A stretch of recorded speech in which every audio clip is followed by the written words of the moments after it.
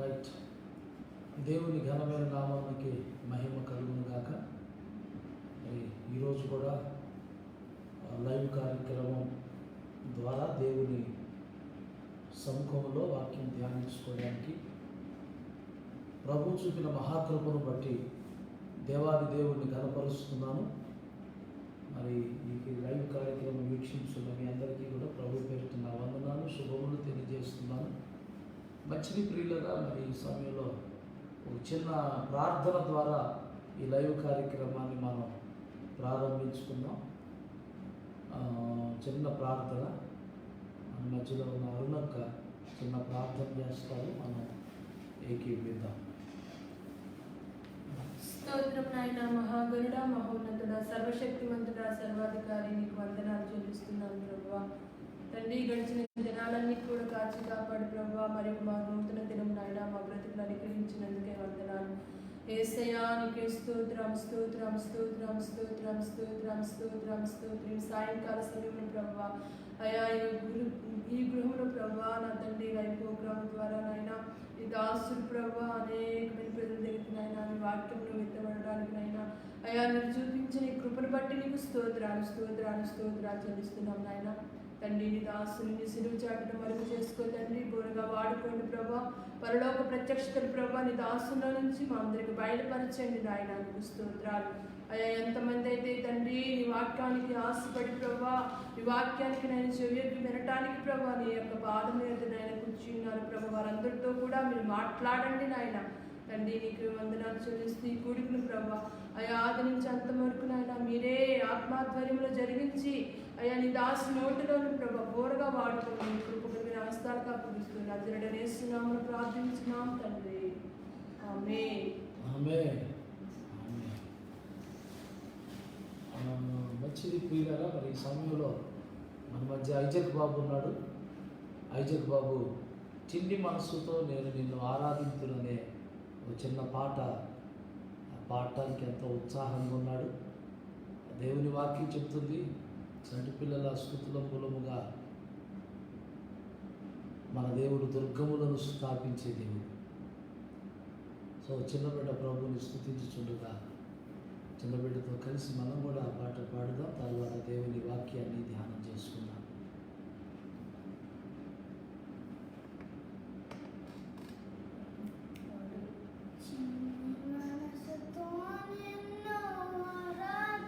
గట్టిగా పాడు. చిన్ని బిడ్డనే సయ్యా స్వీకరించును, చిన్ని మనసుతో నిన్ను ఆరాధింతును, చిన్ని బిడ్డనే సయ్యా స్వీకరించును.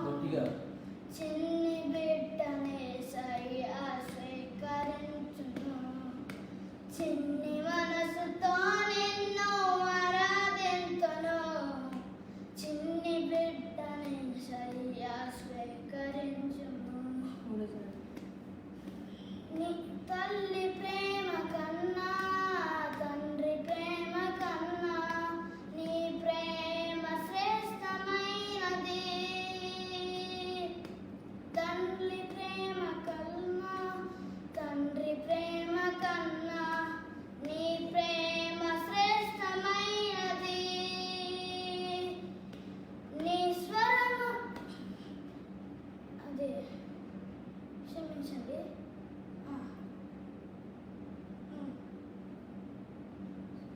అదే ప్రైజ్ ద లార్డ్.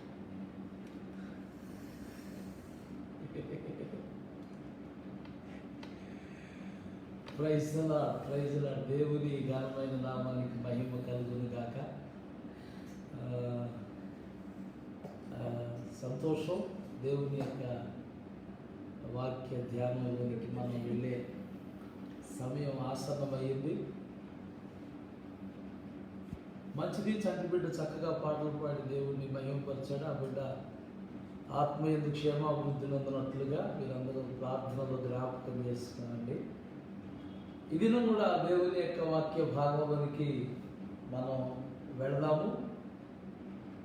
మరి ఈ సమయంలో ప్రత్యేకించి కొన్ని మాటలు మనం చదువుకుందాం. కొన్ని మాటలు మనం ఈ ఈస్టర్ ఈవెంట్స్ అంటే ఇప్పుడు ప్రభువు యేసుక్రీస్తు వారు పునరుద్ధానం చెందిన దినమున జరిగిన కొన్ని సంఘటనలు, ఆ దినాల్లో జరిగిన కొన్ని సంఘటనల్లో దైవికంగా సంధించబడినటువంటి కొన్ని ప్రశ్నలను మనం ధ్యానం చేస్తూ వస్తున్నాం. మరి ఈ సమయంలో యోహాను సువార్త 21వ అధ్యాయం 5వ వాక్యంలో 16, 17 వచనాలలో ప్రభువు యేసుక్రీస్తు వారు పేతురును చూసి నీవు నన్ను ప్రేమించుచున్నావా అని అడిగే ఆ ప్రశ్నల గురించి గత 2 దినాలుగా మనం ధ్యానం చేసుకుంటూ వచ్చాం. మొదటగా మనం ప్రేమిస్తున్నాము అని మన నోటితో చెప్తే అది ప్రభువుకు సంతృప్తి కలగదు. కానీ మన ప్రేమ మాటతో, నాలుగుతో కాక క్రియతో, సత్యంతో ఉండునట్లుగా మనం ప్రభువుని ప్రేమించవలసిన వారమై ఉన్నామని దేవుని వాక్యంలో నుంచి నేర్చుకున్నాం. అలాగే మనం ప్రేమిస్తున్నాము అంటానికి రుజువుగా ఆ ప్రేమలో దాగినటువంటి కార్యాలు, ఆ ప్రేమను వెల్లడి చేసేటువంటి కార్యాలు, క్రియలు 10 కార్యాలను మనం ఇదివరకే ధ్యానం చేసాం. మంచిది. నిన్నటి దినాన్ని కూడా మనం ఒక ఇదే వాక్యంలో నుంచి ధ్యానం చేసాం. వీరికంటే నీవు నన్ను ఎక్కువగా ప్రేమించుచున్నావా అనే మాటను మనం ధ్యానం చేసాం. వీరికంటే నీవు నన్ను ఎక్కువగా ప్రేమించుచున్నావా. ఎక్కువగా ప్రేమించటం ఎప్పుడు జరిగింది మన జీవితంలో అనే విషయాన్ని పరిశీలన చేశాం. ప్రభువు యేసుక్రీస్తు వారు చెప్పారు, ఎక్కువగా ఎవరు ప్రేమిస్తారు, ఎవరి పాపముల విషయమై వాడు లోతైన పశ్చాత్తాపం కలిగినప్పుడు, నీ పాపాల విషయమై నీవు లోతైన పశ్చాత్తాపాన్ని కలిగినప్పుడు, ఆ లోతైన పశ్చాత్తాపం అనేది ప్రభువుని ఎక్కువగా ప్రేమించడానికి నిన్ను ముందుకు నడిపించిందనే విషయాన్ని మనం ధ్యానం చేస్తాం. అందుకే పైపైన ప్రభువుని ప్రేమిస్తే ఇంకా మనం ఈ లోకాచారాల్లో, ఇంకా ఈ లోక సంబంధమైన రీతి జీవన విధానంలోనే మనం ఉంటాం. కానీ లోతైన పశ్చాత్తాపం నిన్ను అన్నిటిలో నుంచి వేరు చేసి దేవుని కొరకు మాత్రమే జీవించేటట్లుగా, అన్నిటిలో ఆయన అన్నిటికంటే ఎక్కువగా ఆయన ప్రేమించేటట్లు చేసి వైరాగ్యంతో కూడిన భక్తిని చేయడానికి కారణమైందనే విషయాన్ని మనం గ్రహింపు కలిగి ఉన్నాం, చేసాం, అది నేర్చుకున్నాం. అలాగే పౌలు విషయంలో కూడా మనం చూసాం. ఆయన తన పాపాల విషయమై ఎంతగా లోతైన వేదన కలిగి ఉన్నాడంటే, పాపులలో నేను ప్రధానమైన పాపినని దేవుని దగ్గర పడేయించాడు. అలాంటి లోతైన పశ్చాత్తాపం కలిగిన ఆ వ్యక్తిని మరి అందరికంటే ఘనంగా దేవుడు అద్భుత రీతిగా వాడుకున్న విధానాన్ని కూడా మనం చూసాం.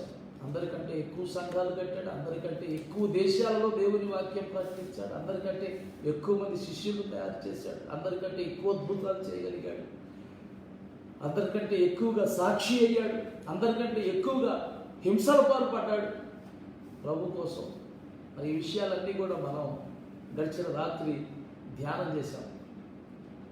లోతైన పశ్చాత్తాపం, మన పాపాల విషయమే మనం ఎప్పుడైతే లోతైన పశ్చాత్తాపంలోకి నడిపింపబడతామో అప్పుడు అందరికంటే అన్నిటికంటే ఎక్కువగా ప్రభువుని మాత్రమే ప్రేమించడానికి మన హృదయం పురికొల్పబడతా ఉంటుంది.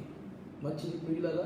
మరి అదే విషయంలో మరొక విషయాన్ని కూడా మనం గమనించాం. అక్కడ కుష్ఠరోగి అయిన సీమోను ఇంట ప్రభు ఉన్నప్పుడు పాపాత్మురాలైన స్త్రీ పశ్చాత్తాపడిన సందర్భంలో అక్కడ మనం గమనించాం. ఈ కుష్ఠరోగి ప్రభు వల్ల స్వస్థత పొందినవాడు. అంత మాత్రమే కాదు, ఆ ప్రియుల మరి ప్రభువునికి భోజనానికి పిలిచాడు, ఆహ్వానించాడు. శరీరానికి స్వస్థత అయితే వచ్చింది కానీ ఆత్మకు స్వస్థత రాలేదు. కానీ పాపాత్మురాలైన స్త్రీ ఆత్మలో స్వస్థపడింది. శరీర స్వస్థత కోసం, శరీర అవసరతల కోసం, ఈ లోక సంబంధమైన వాటి కోసం ప్రభువుని వెంబడించే వారి కంటే కూడా ఆత్మలో మాలిన్యం లేకుండా కడగబడాలి, పరిశుద్ధపరచబడాలని ఆత్మ విషయమై దీనత్వం కలిగి దేవుణ్ణి వెంబడించేవాళ్ళు ప్రభువుని ఎక్కువగా ప్రేమించగలుగుతారు. దేవుని నామానికి మహిమ కలుగును గాక. కాబట్టి ప్రభువుని మనం హత్తుకోవాల్సింది, ప్రభువుని వెంబడించాల్సింది. ఆయన నమ్ముకుంటే ఈ లోక సంబంధంగా ఏదైనా కార్యాలు జరుగుతాయి అని కాదు, కానీ మరి ఆత్మలో శుద్ధి కలిగి దినదినము పవిత్రపరచబడి, అంతరంగ పురుషుడు నూతనపరచబడి, నూతన సృష్టిగా మనం మార్చబడి, ప్రభు పోలికలోకి రూపింపబడి దేవుని రాజ్యంలోకి మనం ప్రవేశించుట కొరకు మనం ప్రభువుని వెంబడించాలి. నిజంగా మరి ఆత్మలో అలాంటి దాహం కలిగిన వాడు శరీర అవసరతల కోసం ప్రభువుని దగ్గరికి వచ్చే వాళ్ళకంటే కూడా ఆత్మ సంబంధమైనటువంటి ఆత్మీయత కోసం దేవుడి దగ్గర వచ్చేవాళ్ళు, ఆత్మ సంబంధమైన శుద్ధి కోసం దేవుడి దగ్గరికి వచ్చేవాళ్ళు నిజంగా దేవుని ఎక్కువగా ప్రేమించగలుగుతారు. ఈ విషయాన్ని మనం నేర్చుకున్నాం. తర్వాత మరి నువ్వు ఎక్కువగా ప్రేమించుచున్నావా అని ప్రభువు అడిగినప్పుడు పేతురు అవును ప్రభు అంటే ప్రభు 3 సార్లు కూడా ఒక సమాధానం చెప్తాడు. ఏమంటాడంటే, మొదటిసారి నా గొర్రె పిల్లలను మేపుము అన్నాడు, రెండోసారి మూడోసారి నా గొర్రెలను కాయుము అన్నాడు. అంటే ఈ గొర్రె పిల్లలు లేక ఈ గొర్రెలు ఎవరు అంటే దేవుని యొక్క వాక్యం చెబుతుంది, ఆయన మనకు కాపరి, మనం ఆయన మేపు గొర్రెలు. అంటే దేవుని పిల్లల యొక్క సమూహం. దీన్నే కొత్త నిబంధన కాలంలో సంఘం అన్నాం. అంటే దేవుణ్ణి ప్రేమించేటువంటి వ్యక్తి తప్పనిసరిగా దేవుని సంఘం ఎడల బాధ్యత కలిగి ఉంటాడు, కర్తవ్యాన్ని కలిగి ఉంటాడు. అతని తక్షణ కర్తవ్యం ఏంటయ్యా అంటే ఆయన గొర్రె పిల్లలని, ఆయన పిల్లలని, ఆ గొర్రె పిల్లలు గొర్రెలు అంటే గొర్రె పిల్లలు అంటే చిన్నవాళ్ళు అనుకుందాం, గొర్రె పిల్లలు అంటే చిన్నవాళ్ళు అనుకుందాం, గొర్రెలు అంటే కొంచెం ఎదిగిన వాళ్ళు అనుకుందాం. సంఘంలో 3 గుంపులైన ప్రజలు ఉంటారు ఇప్పుడు కూడా. యోహాను రాసిన మొదటి పత్రికలో అంటాడు, చిన్నపిల్లలారా అంటాడు, తర్వాత యవనస్తులారా అంటాడు, ఆ తర్వాత తండ్రులారా అని సంబోధిస్తారు. అంటే సంఘంలో ఎప్పుడు 3 విధాలైనటువంటి గుంపులు ఉంటారు. ఒకటి చిన్నపిల్లలు. అంటే చిన్నపిల్లలు అంటే అప్పుడే ప్రభువుని తెలుసుకుంటున్న వాళ్ళు. అంటే అంత సంపూర్ణమైన వాక్యం ఎడల అంత సంపూర్ణమైన జ్ఞానం కానీ, ప్రభువు ఎడల అంత సంపూర్ణమైనటువంటి అనుభవపూర్వకమైనటువంటి ఆ విషయాలలో కానీ అంత అనుభవం లేని వాళ్ళు చిన్నపిల్లలు. తర్వాత యవనస్తులు. దేవుని వాక్యం అంటుంది, యవనస్తులారా మీరు బలవంతులు. అంటే వీళ్ళు కాస్త చిన్నపిల్లలుగా కాకుండా కొంచెం బలపడిన వాళ్ళు అన్నమాట. బలపడిన గుంపు. ఒకటేమో చిన్నపిల్లల గుంపు, రెండోదేమో బలపడిన గుంపు, మూడోది తండ్రులు.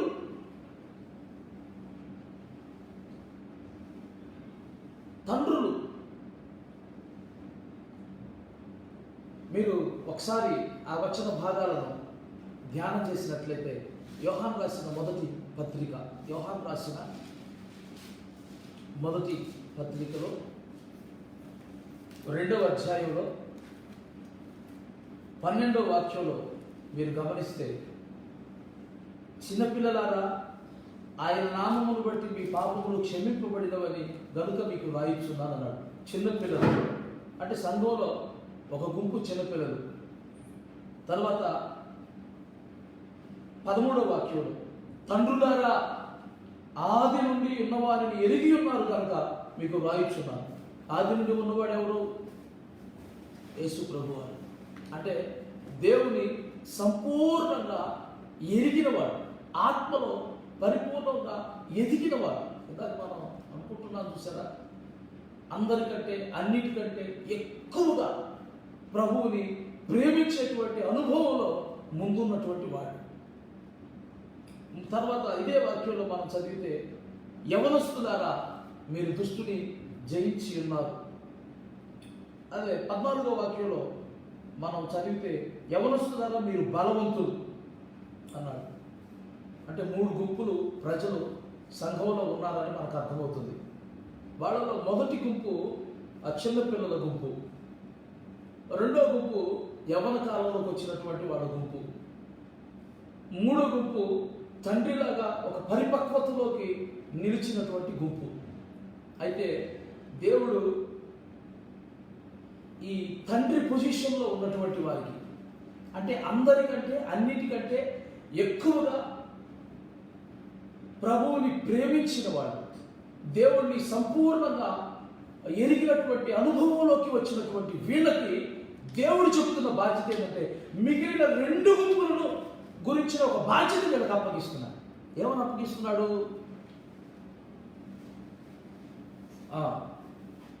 నా గొర్రె పిల్లలను మేపుము అన్నాడు. మొదటగా ఏమన్నాడు అంటే, గొర్రె పిల్లలను మేపాలి. గొర్రె పిల్లలు, ఇవి గొర్రె పిల్లలు, వీటిని మేపాలి. ఇలాగా రెండో గుంపు వచ్చేసరికి, ఈ పిల్లలుగా ఉన్న గుంపు బలమైన ఆహారం తిని కొంతకాలానికి బలవంతులుగా మార్చబడతారు, యవ్వన కాలంలోకి వచ్చేస్తారు. ఈ యవ్వన కాలంలోకి వచ్చినటువంటి ఈ గుంపు విషయమై దేవుడు ఏమంటున్నాడంటే, ఈ గొర్రెలను కాయాలి. అందుకే చిన్నపిల్లలుగా ఉన్నప్పుడు, ఉదాహరణకు చెప్తా, చిన్నపిల్లలుగా ఉన్నప్పుడు ఆడపిల్లలు ఎవరన్నా మన ఇంట్లో ఉన్నారనుకోండి, వాళ్ళు ఎక్కడికి వెళ్ళినా ఎవరితో ఆడుకుంటున్నా, వారు చిన్నపిల్లలుగా ఉన్నంత కాలం మనం వాళ్ళ గురించి అంతగా దిగుల్చాను, భయపడం.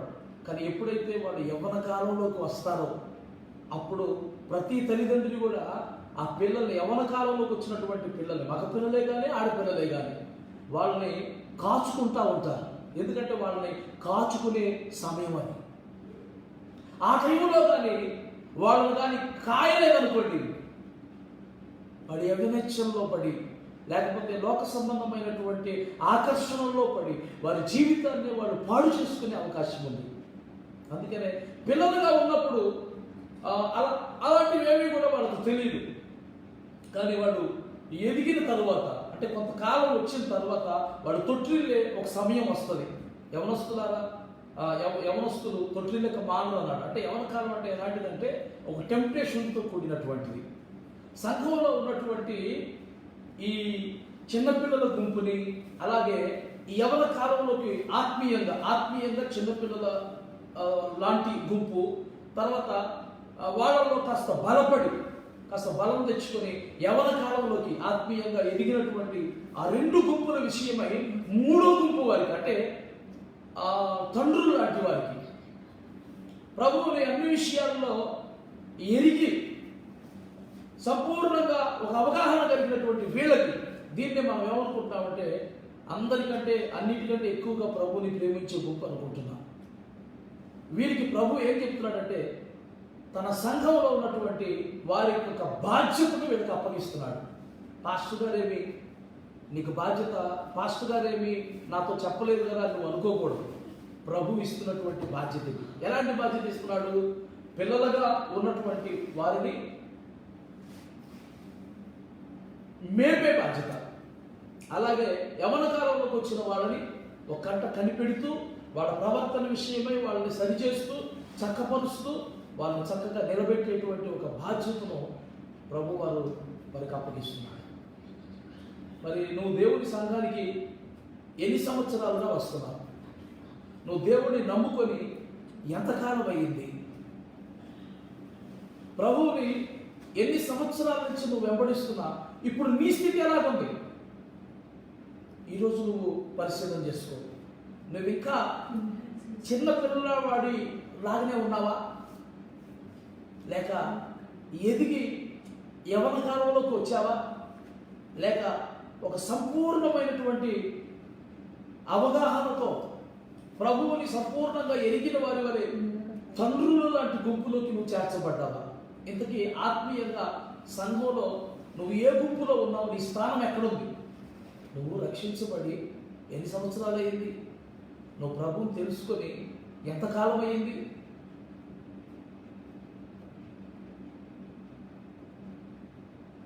ఆత్మీయతలో ఎదుగుదల లోపించిందా నీలో? కొంతమందిని చూసి అపొస్తలుడైన పౌలు దుఃఖపడుతూ చెప్పిన మాట ఏంటంటే, కాలమును బట్టి చూడగా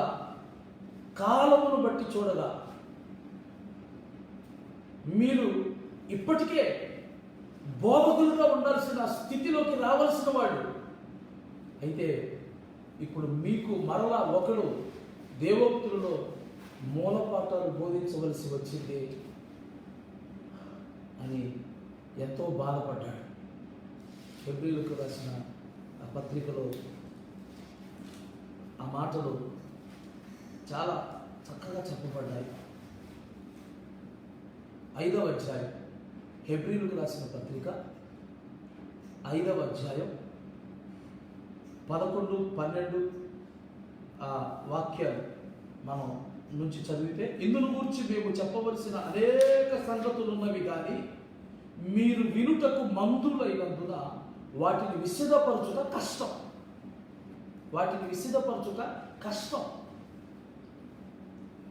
కాలమును బట్టి చూచితే మీరు బోధకులుగా ఉండవలసిన వారై ఉండగా దేవోక్తులలో మొదటి మూల పాఠములను ఒకడు మీకు మరలా బోధింపవలసి వచ్చాను. మీరు పాలు త్రాగవలసిన వారే గాని బలమైన ఆహారము తినగలవారు కారు. మరియు పాలు తాగు ప్రతివాడును శిశువే గనుక నీతి వాక్య విషయంలో అనుభవము లేని వాడై ఉన్నాడు. వయస్సు వచ్చిన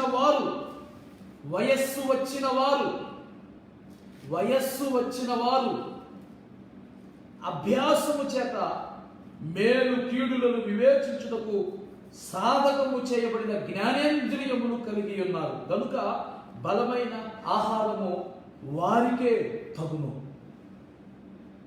నా ప్రియ సహోదరుడ సహోదరి,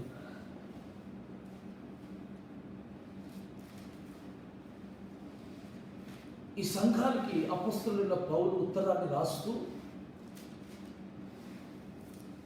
ఆత్మలో ఎదుగుదల లేనటువంటి వారి స్థితిని ఆయన గుర్తించి గమనించి బహుభారముతో వేదనతో వాడితో ఈ మాట పలుకుతా ఉన్నాడు. ఆయన మేము చెప్పవలసిన అనేక సంగతులు ఉన్నాయి కానీ వినుటకు మీరు మందులైనందున మీకు ఒక విషయం చెప్పనా?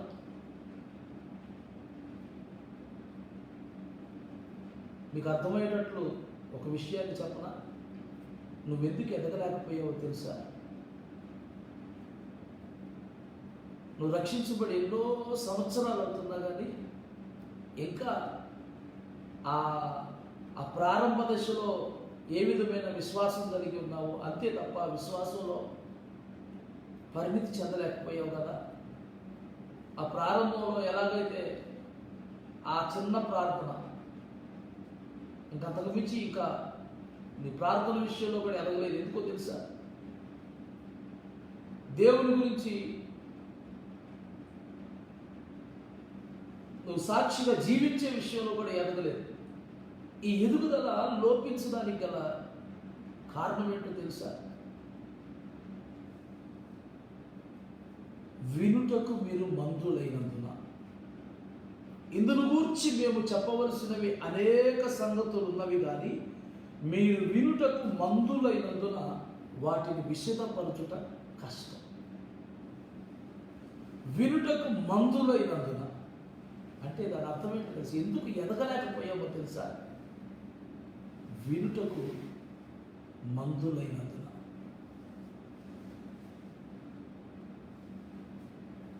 దేవుని మాట వినాలనే ఆసక్తి నీలో లేనందున.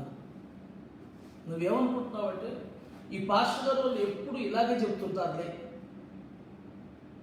వాళ్ళకి ఇంకో పనేముంది,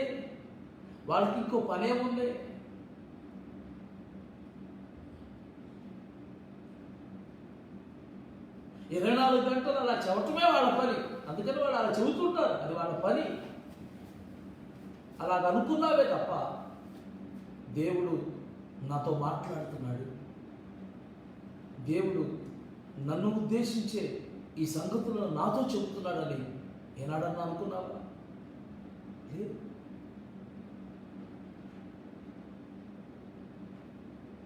ఇటు విని అటు వదిలేసావు, లేకపోతే వినటానికి కూడా ఆసక్తి చూపలా. సరిగ్గా మీరు కానీ ఇర్మియా గ్రంథానికి వస్తే ఒక మాట మీకు ఇర్మియా గ్రంథంలో నుంచి నేను మీకు చూపిస్తాను. ఏమండి, ఇర్మియా గ్రంథము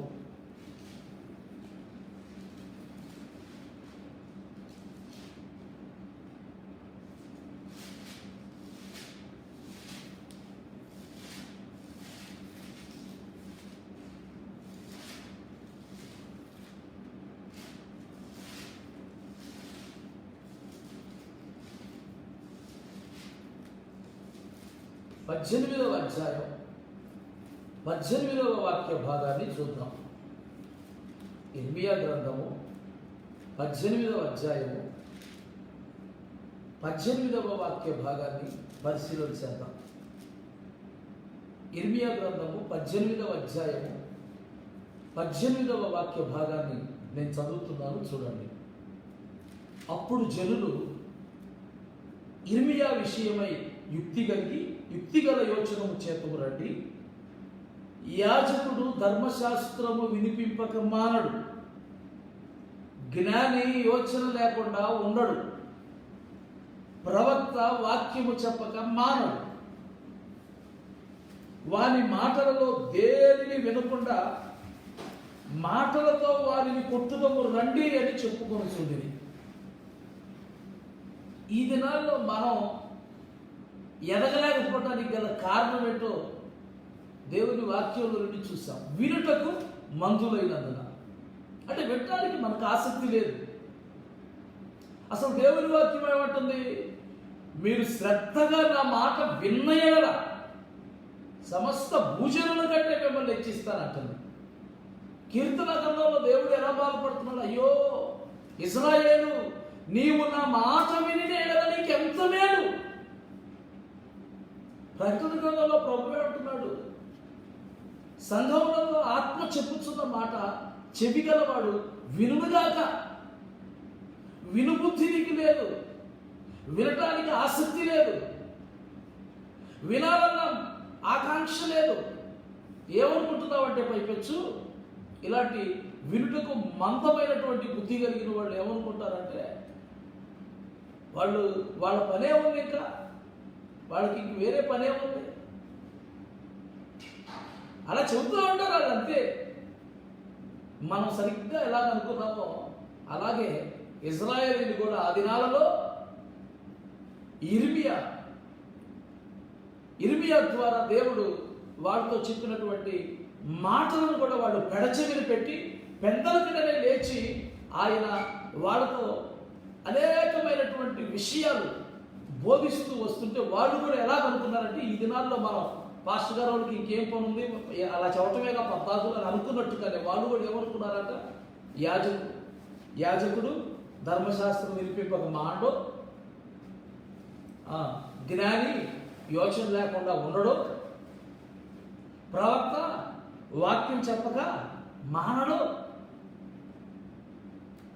వారి మాటల్లో దేనిని వినకుండా,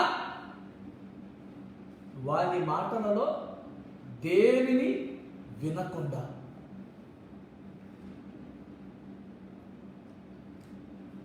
మళ్ళీ రివర్స్లో మాటలతో వాడిని కొట్టుదమ్మురండి, మాటలతో వాడిని కొట్టుదమ్మురండి. నీ స్వభావం ఎలా ఉందో ఒకసారి ఆలోచించి.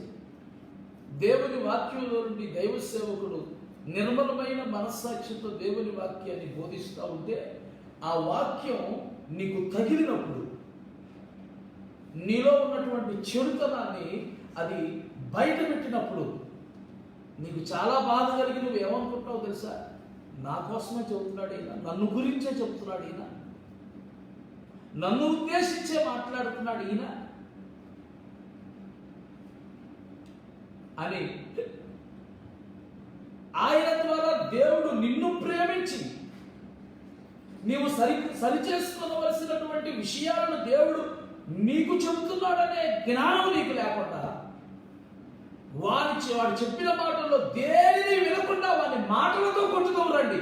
అవును, ప్రసంగం అయిపోయిన తర్వాత నువ్వు మాట్లాడే మాట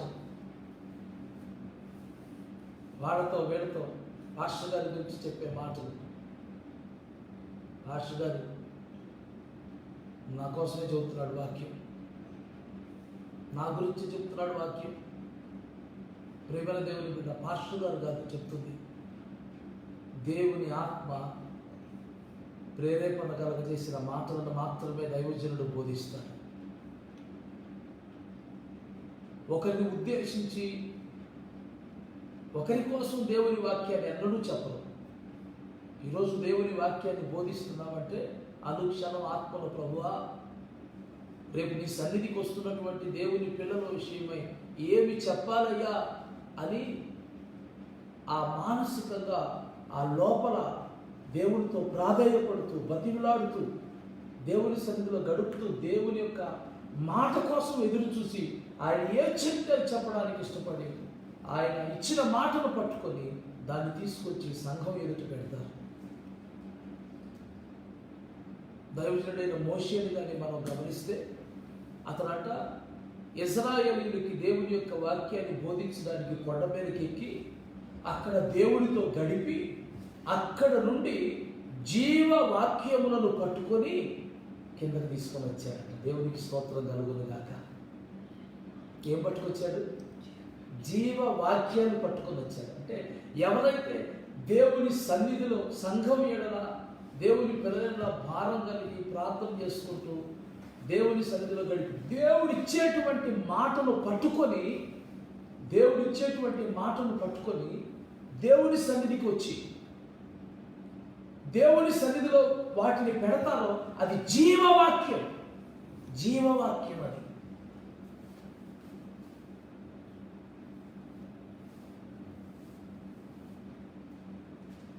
అంటే అర్థమైందంటే ఆ వాక్యం అనేకులతో మాట్లాడింది, వారి జీవితాలు సరిచేసింది.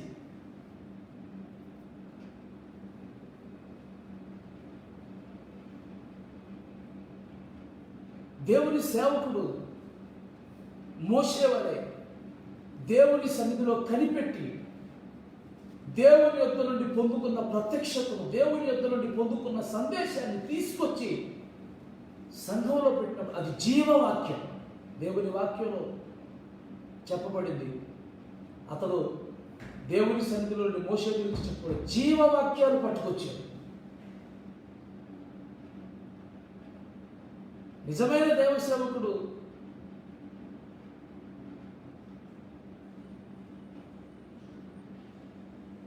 ఎప్పుడు కూడా దేవుడు ఏం చెబుతాడో దాన్ని ప్రజలకు చెప్పాలన్న ఆలోచన కలిగే ఉంటాడు. కానీ ఏదో ఒకటి చెబుదాంలే, ఈ రోజుకి ఇలా గడిచిపోతులే, అది భారం లేకుండా ఉండడం నిజమైన దేవుని సేవకుడు. ఎందుకంటే మాకు తెలుసు మా మాటలు మీ జీవితంలో పరివర్తన తీసుకురావు, మా మాటలు మీ జీవితంలో మార్పును తీసుకురావు. ఒక నరుడు మాట్లాడితే ఏ నరుడు కూడా మారడు. దేవుని మాట మాత్రమే మనిషి జీవితంలో మార్పును తీసుకొచ్చింది. దేవుడు మాట్లాడాలి. దేవుని మాట అయితేనే నీ జీవితంలో చీకటిని పారదోలి వెలుగుని నింపింది. నిద్రిస్తున్న నిన్ను తట్టి లేపగలిగింది దేవుని మాట మాత్రమే. కళ్ళు మూసుకుపోయి గాఢాంధకారంలో తొలగిపోయినటువంటి తొట్టిల్లిపోయినటువంటి నిన్ను మేలుకొలిపి తిరిగి నిన్ను నిలబెట్టగలిగేది ఏంటంటే అంటే నిన్ను మేలుకొల్పగలిగే దేవుని మాట, మనుషుల మాటలు కాదు. ఇక్కడ దేవుడు ప్రవక్త అయినటువంటి ఇర్మియా ద్వారా దేవుని యొక్క వాక్యాన్ని పెందలకడనే లేచి వాళ్ళ ఒక హెచ్చరికగా, వాళ్ళ ఒక గద్దింపుగా, ఖండింపుగా మీరు ఇలా చేయకూడదు, ఇలా ఉండాలని బోధిస్తూ ఉంటే ఆ దినాల్లో ఉన్నటువంటి ఆ మాటలు విన్నటువంటి ప్రజలు ఈ దినాల్లో మనం ఎలాగ అనుకుంటున్నామో, ఈ పాస్టర్ గారు ఇలా చెప్పక మానడని అనుకున్నట్టు, పాస్టర్ గారికి ఇంకేం పని ఉంది పద్దాకు వాళ్ళు చెప్పేదే అని అనుకున్నట్టు ఆ దినాల్లో కూడా వాళ్ళు ఇలాగా అనుకున్నారంట.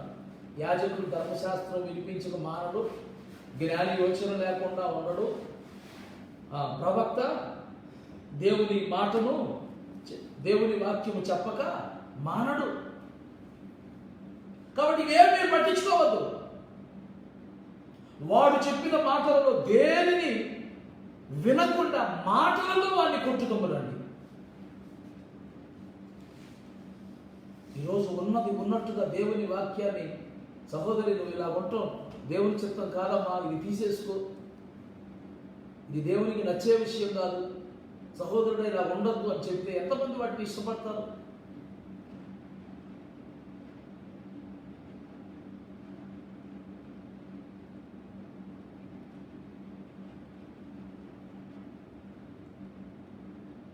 దావీదు ప్రవక్త దగ్గరికి నాతాను వచ్చి దేవుని మాట వినిపిస్తే ఆ మనుష్యుడు నీవే అని చెప్పగానే గడగడ గడగడ వణికిపోయి దేవుని సన్నిధిలో కూర్చొని పశ్చాత్తాపడి తన జీవితాన్ని సరిచేసుకున్నాడు దావీదు. అలాంటి దావీదు దేవుని గురించి, దేవుని మాటల గురించి, ఆ దేవుని సేవకులు చెప్పే ఆ మాటల గురించి ఎవరో తెలుసా? నీతిమంతుడు నన్ను కొట్టుట నాకు తైలాభిషేకం అన్నాడు. అటు అభిషేకం నేను తోసివేయ కుందులు కాక అన్నాడు. నాతోనే కానీ ఆ రీతిగా వచ్చి గద్దించి ఉండకపోతే, వాక్యం చెప్పి ఉండకపోతే, సత్యం ప్రకటించి ఉండకపోతే దావీదులో ఆ కనువిప్పు కలిగేది కాదు, దావీదులో ఆ మార్పు వచ్చేది కాదు. దేవుడు దైవ సేవకుల్ని ఒక సాధనాలుగా ఉపయోగించుకొని, ఆయన చేతిలో ఒక పాత్రలుగా ఉపయోగించుకొని, దేవుడు తనకు నోరుగా వారిని చేసుకొని వారి ద్వారా మనతో మాట్లాడుతున్నాడనే విషయాన్ని నువ్వు గుర్తుపట్టాలి, గ్రహించాలి. పని పాట లేక చెబుతున్నాడు అనే తత్వాన్ని నీలో నుండి తొలగించు.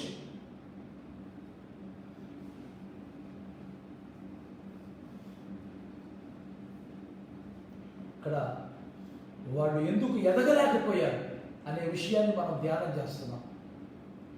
ఎన్ని సంవత్సరాలుగా నువ్వు రక్షణ పొంది దేవుని మందిరానికి వస్తున్నా, దేవుని సేవిస్తున్నా, నువ్వు ఇంకా రక్షణ పొందిన కొత్తలో ఉన్నటువంటి ఆ స్థితిలోనే ఉండిపోవడానికి గల కారణం ఏంటంటే, ఇక్కడ మనకు అర్థమవుతుంది, వినుటకు మీరు మందులైనందున, వినుటకు మీరు మందులైనందున.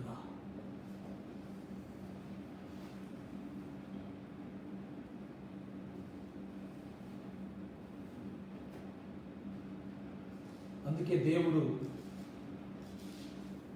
తన మాట విననొల్లనటువంటి ప్రజల గురించి యెషయా గ్రంథంలో కూడా బాధపడ్డాడు. ఆకాశమా ఆలకించుము, భూమి చెవియొగ్గుము, ఎద్దు తన కామందు నెరుగును, గాడిద తన సొంత వారి దొడ్డి నెరుగును, కానీ ఈ ప్రజలు నన్ను ఎరగకున్నారు. నేను వారిని పెంచి గొప్పవారినిగా చేసి తిరిగానే వారు నా మీద తిరగబడి ఉన్నారు.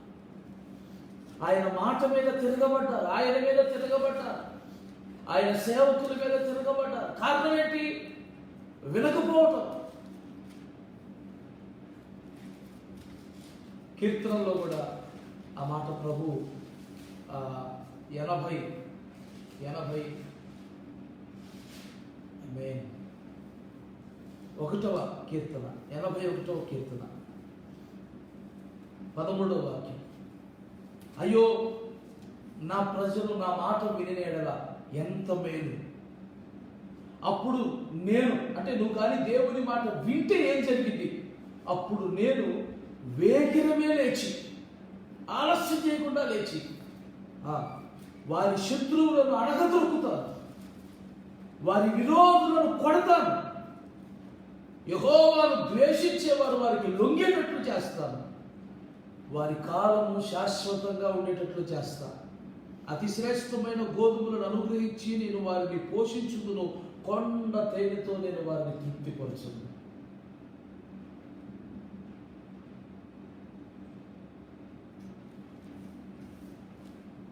దేవుని మాట నువ్వు వింటే అప్పుడు దేవుడు ఏం చేస్తాడో తెలుసా? దేవుని మాటకు నువ్వు సమ్మతిస్తే అప్పుడు దేవుడు ఏం చేస్తాడో తెలుసా?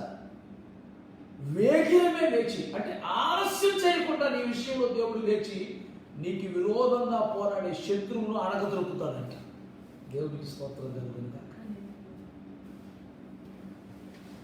శత్రువైన అపవాది నిన్ను ఎన్నో రీతులుగా నష్టపరచడానికి, ఎన్నో రీతులుగా వ్యాధులు, బాధలు, సమస్యల చేత ఒక పోరాటం కదా.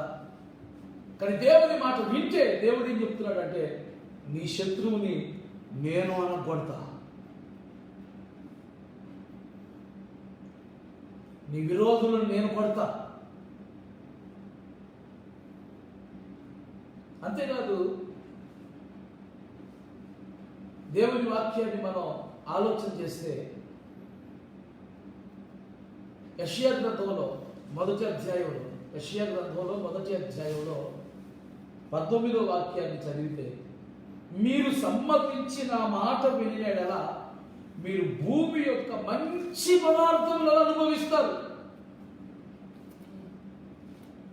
మీరు సమ్మతించిన మాట వింటే, అంటే సమ్మతించడం అంటే నేను చెప్పిన మాటను మీరు ఒప్పుకుంటే, నీకు కష్టం అనిపించవచ్చు, నీకు బాధ అనిపించవచ్చు. అబద్ధం ఆడకూడదు అంటే నీకు అది చాలా బాధ అనిపించవచ్చు. ఎవరిని మోసం చేయకూడదు, దుర్లాభం అపేక్షించకూడదు అంటే నీకు ఎంతో బాధ అనిపించవచ్చు. అలా చేయగలమా, అలా ఉండగలమని అనిపించవచ్చు. కానీ సమ్మతించి, అంటే నీ మనస్సును దేవుని మాట చొప్పున నడిపించుకోవడానికి ఇష్టపడి, ఏం జరిగితే జరిగింది, నష్టమైతే నష్టమవుని, కష్టమైతే కష్టమవుని, దేవుని మాటను బట్టి వెళ్ళిపోతానని ఒక సమ్మతి గల మనసు తెచ్చుకొని దేవుని మాటను సమ్మతించి ఆయన మాట వింటేనంట భూమి యొక్క మంచి పదార్థాలు మీరు అనుభవిస్తారంట. మంచి పదార్థాలు. అందుకే ఆ 81వ కీర్తనలో మనం చూసాం, అతి శ్రేష్టమైన గోధుమలు కొండ తేనెతో మిమ్మల్ని తృప్తిపరుస్తామన్నాడు. ఒకవేళ సమ్మతించకపోతే, వినకపోతే, ఇక్కడే చెప్తున్నాడు యెషయా గ్రంథం 1వ అధ్యాయం 20వ వాక్యంలో, మీరు సమ్మతింపక తిరుగబడిన యెడల నిశ్చయముగా మీరు ఖడ్గం పాలైపోతారు. నేను ఒక మాట చెప్తున్నాను, వినండి.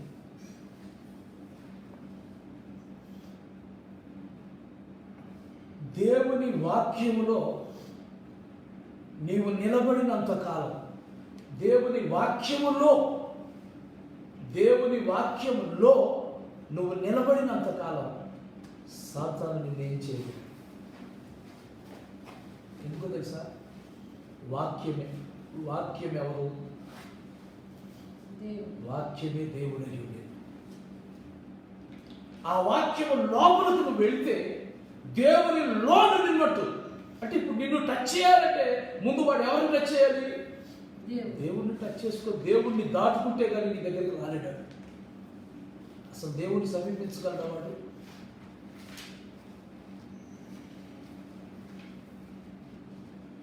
అందుకే ప్రభు పదే పదే చెప్పాడు, మీరు నా మాట శ్రద్ధగా వినండి.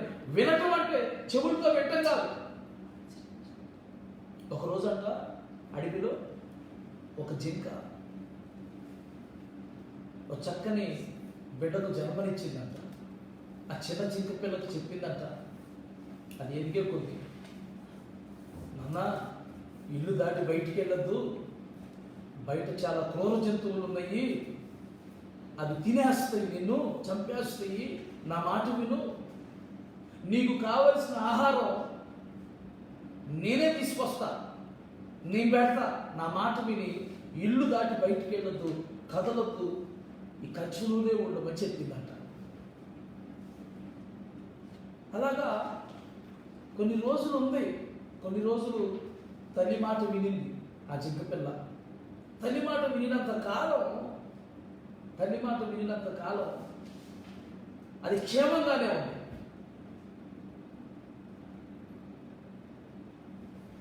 ఒకరోజు ఎంతకాలం ఇక్కడ ఉంటాను నేను, కొంచెం బయటికి వెళ్ళి అలా చూసి వస్తాను, అటు ఇటు వెళ్ళి తిరిగి వస్తాను అని చెప్పి ఆ జింక పిల్ల, నువ్వు ఇంట్లోనే ఉండు, నువ్వు బయటికి వెళ్ళొద్దు అని చెప్పిన తల్లి మాట కూడా వినకుండా బయటకు వచ్చి అటు ఇటు తిరుగుతూ ఉన్నది. దానికంతా కొత్తగా ఉంది, వింత ప్రపంచంలాగా ఉంది. శత్రువులు ఎవరో, మిత్రులు ఎవరో, ఆ గ్రహింపు లేని ఆ స్థితిలో ఉందని. ఏం జరిగిందో తెలుసా? కొంతసేపు అటు ఇటు తిరిగిన తర్వాత మొత్తానికి ఒక క్రూరమైన జంతువు దాని మీద దాడి చేసింది. ఆ సింహం దాని మీద దాడి చేసి దాన్ని తీసుకుని వెళ్ళింది.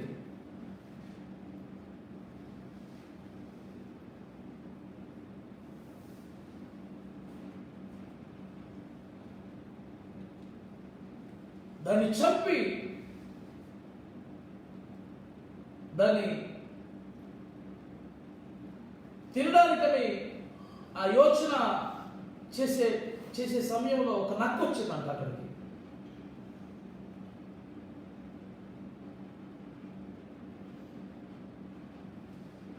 సరే, ఇది చిన్న పిల్ల కదా, ఈ ఆహారం నాకు సరిపోదు కదా, మరొక దాన్ని కూడా వేటాడుతాను అని సింహం ఏం చేసిందంటే ఆ నక్కకి జంక పిల్లని చంపిన ఈ జంక పిల్లని ఇచ్చి జాగ్రత్తగా కాపులాకయ్యి అని చెప్పి మరొక వేటకి వెళ్ళి వచ్చింది, ఇంకో దాన్ని పట్టుకొని వచ్చింది. పట్టుకొచ్చేసరికి ఈ నక్క ఆ జింక పిల్లను చూసి దానికి తినాలని యమా కోరిక ఉంది, కానీ తింటే సింహం చంపింది ఎవరని మళ్ళా భయం. దానికి ఏ సమాధానం చెబుతుంది? ఇలాగా అనేక మార్లు దాని దగ్గరకు వచ్చి వాసన చూసి నీకేం తిందామా వద్దా అనుకొని మొత్తం మీద ఏం చేసిందంటే ఉండబట్టలేక జింక పిల్లల యొక్క చెవులు కొరుకు తిందంట. సింహం వచ్చింది, చూసింది, ఏయ్ నక్క, ఏంటి నీ కాపలాగా ఏమంటే నువ్వు తినేసేవేంటి చెవులు అంటే నక్కందంట, మహారాజా నేను అసలు నా జోలికి వెళ్ళలేదు మహారాజా, నేను అసలు తినలేదు మహారాజా.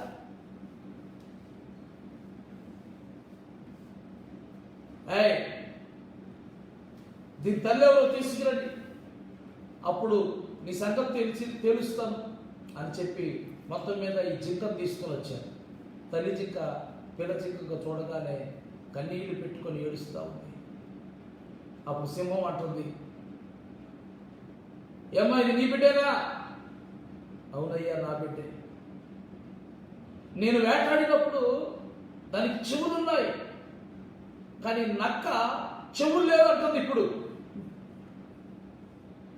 ఏంటి వాస్తవం చెప్పు, నీ బిడ్డకు చెవులున్నాయా లేవా? అప్పుడు తల్లి జింక ఏడుస్తుందట, నిజమేనయ్యా, నా బిడ్డకి చెవులు లేవయ్యా.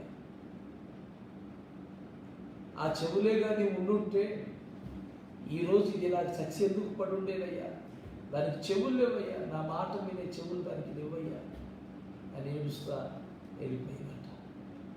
వినరా, ఎందుకు ఈ మాట చెప్తున్నారంటే, వినడము అంటే ఏదో సరదా కాలక్షేపానికి బుర్ర కథ హరికథ విన్నట్టుగా స్టోరీలు విన్నట్టుగా టైంపాస్ కోసం వినడం అని కాదు అర్థం.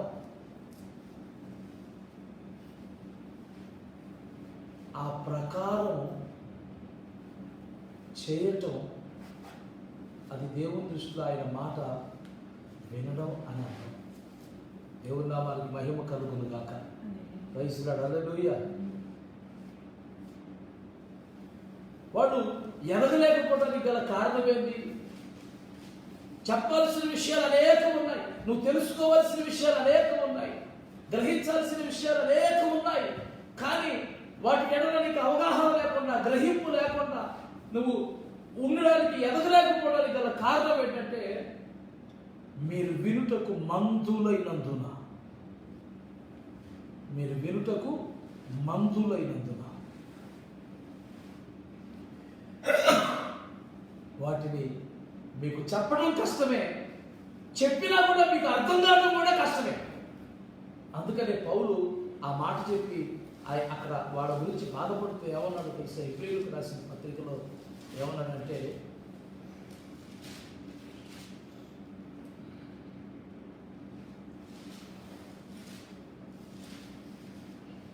5వ అధ్యాయం 11వ వాక్యం నుంచి చెప్తున్నాను.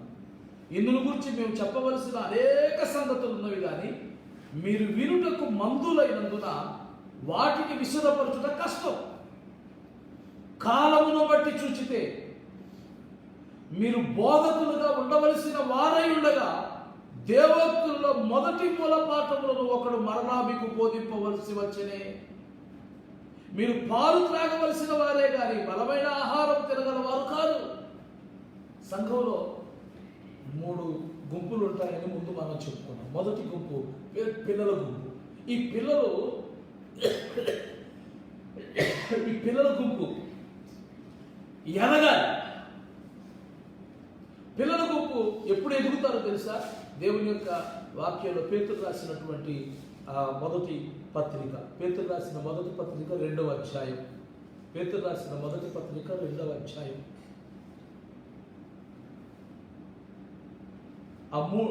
మొదటి నుంచి నేను చదువుతాను. ప్రభువు దయాళుడని మీరు రుచి చూచి ఉన్న ఎడల సమస్తమైన దుష్టత్వమును, సమస్తమైన కపటమును, వేషధారణను, అసూయను, సమస్త దూషణ మాటలను మాని క్రొత్తగా జన్మించిన శిశువులను పోలిన వారై నిర్మలమైన వాక్యములు పాల వలన రక్షణ విషయంలో ఎదుగు నిమిత్తం ఆ పాలన అపేక్షించు.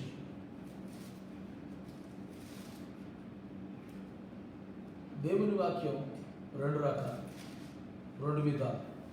ఇంతకుముందు హెబ్రీయులకు రాసిన పత్రికలో మనం చెప్పినట్టుగా పాల వంటి నిర్మలమైన వాక్యము, బలమైన ఆహారం అని చెప్పబడుతున్న వాక్యం. కొత్తగా రక్షించబడుతున్న వాళ్ళకి పాల వంటి వాక్యం అంటే వాళ్ళకి మనం చెప్పి బలపరిచే వాక్యం. అమ్మ యేసు ప్రభువుని నమ్ముకుంటే మీకు స్వస్థత వచ్చింది, ఆరోగ్యం వచ్చింది, బాగా ప్రార్థన చేసుకోండి, ఇలా ఉండాలి, ఇలా ఉండకూడదు, మనం ఇలాగా దేవుడు పలానా చోట ఇలాంటి కార్యాన్ని చేశాడమ్మా అని వాళ్ళలో విశ్వాసాన్ని కలిగించేటట్లుగా దేవుడు చేసినటువంటి కార్యాలను గురించి సంభాషణ చేసేటువంటి వాక్యం. బలమైన ఆహారం అంటే ఉపదేశ క్రమాన్ని అనుసరించినటువంటి వాక్యం.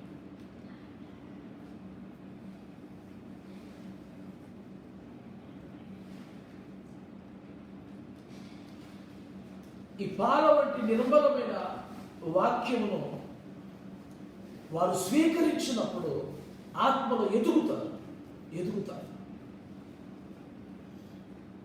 దేవుని వాక్యాన్ని వింటూ ఉండగా దేవుని వాక్యంలో నువ్వు ఎదుగుతావు, ఆత్మలో ఎదుగుతావు. వాక్యము మన ఆత్మకు ఆహారము.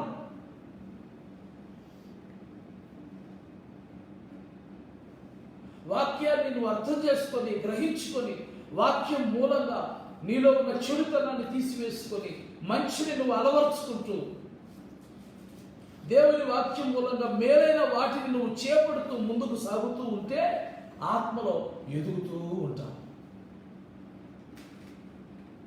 దేవుని వాక్యంలో నువ్వు ఎదగకపోవడానికి గల కారణాన్ని ఆలోచించి, నువ్వు పిల్లవాడిగా ఉండిపోయావు. సంఘంలో 3 గుంపులు ఉంటారు. ఒకటి చిన్నపిల్లల గుంపు, రెండోది యవన కాలంలోకి వచ్చిన గుంపు, అంటే వాళ్ళు కాస్త బలపడి ఎదిగి యవన కాలంలోకి వస్తారు. మూడోది తండ్రుల గుంపు. మనం ఇక్కడ మాట్లాడుతున్నాం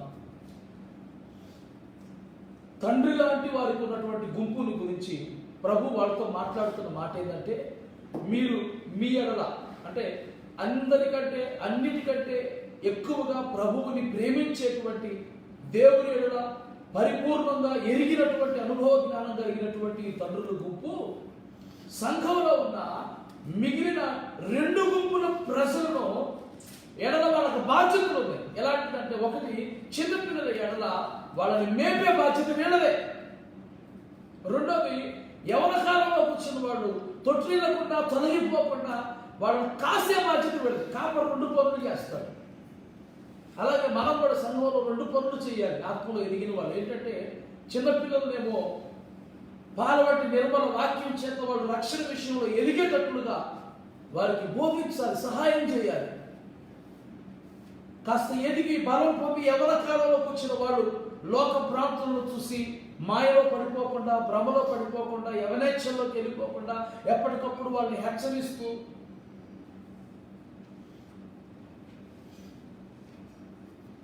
ఎప్పటికప్పుడు వాళ్ళని చూసుకుంటూ వాళ్ళు ఎలా ఉన్నారో అని చూసుకుంటూ, అదే కాచే స్థితి.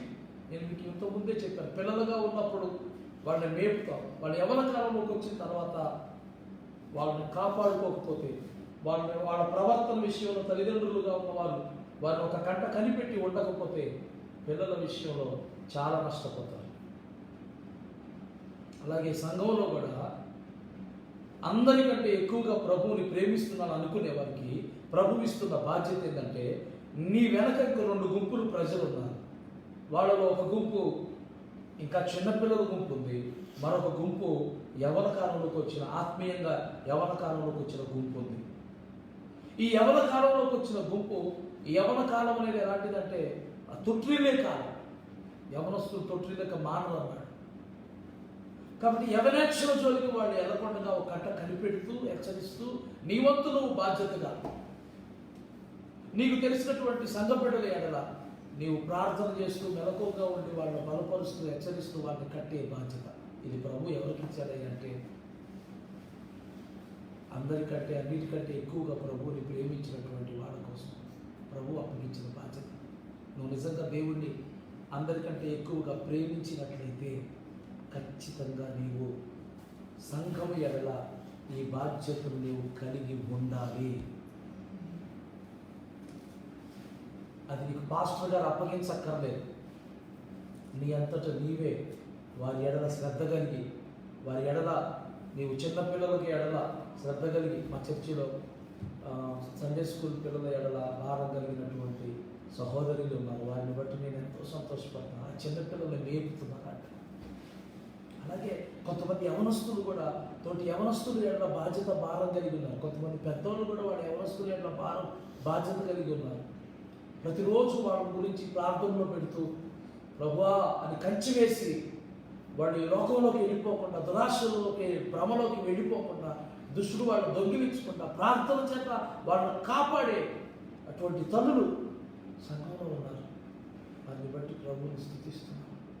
ఏ సహోదరుడా సహోదరి, నువ్వు చిన్నపిల్లల్లో నుంచి ఎదిగి యవన కాలంలోకి వచ్చి ఇంకా బలపడి నువ్వు ప్రభువును అన్ని విషయాల్లో ఎరిగినటువంటి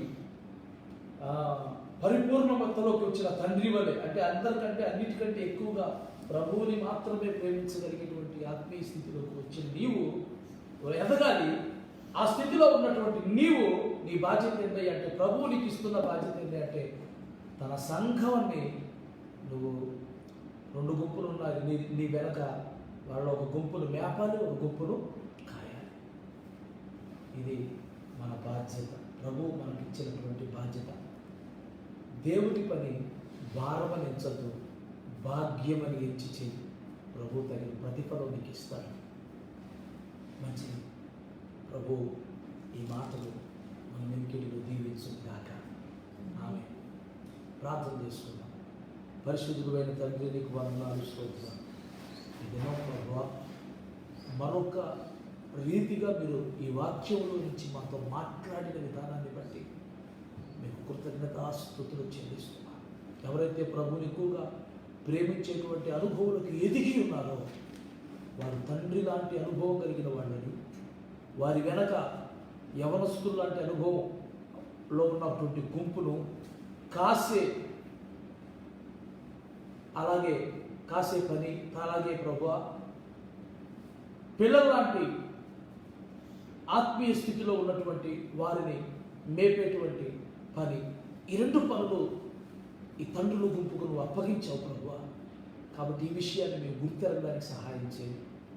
ఇంకా ఈ వాక్యం వింటున్న బిడ్డలలో ఎవరైనా రక్షించబడి అనేక సంవత్సరాలు అవుతున్నా ఇంకా చిన్నపిల్లలు కానీ లేదా యవనస్తులు కానీ ఉంటే వారిని సంధించి, వారిని దర్శించి, వారు కూడా ఎదిగి అందరికంటే అన్నిటికంటే ఎక్కువగా నిన్ను ప్రేమించేవారిగా చేసి ఆయన నీ సంఘం ఏడలో నువ్వు అప్పగించిన తక్షణ కర్తవ్యాన్ని, నీ గొర్రె పిల్లలను గొర్రెలను కాచే కర్తవ్యాన్ని వారు చేపట్టడానికి సహాయం చేయమని ప్రార్థిస్తున్నాను.